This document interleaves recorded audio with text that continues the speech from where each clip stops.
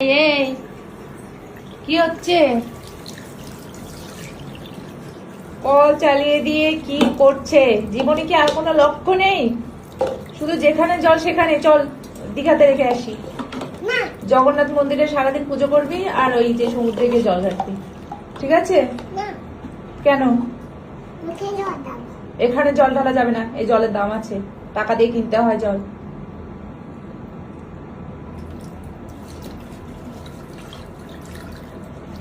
হাতে পাচ্ছে না, পা দিয়ে ঝুলে ঝুলে ঝুলে ঝুলে ভগবান। এই যে কল বন্ধ করলাম, আর খুলবি না, ঠিক আছে?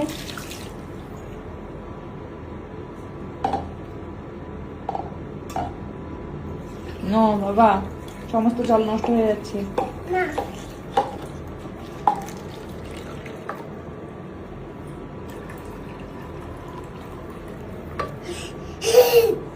এটা কিন্তু মজা করছি না, আমি সিরিয়াসলি বলছি, করো না আর না।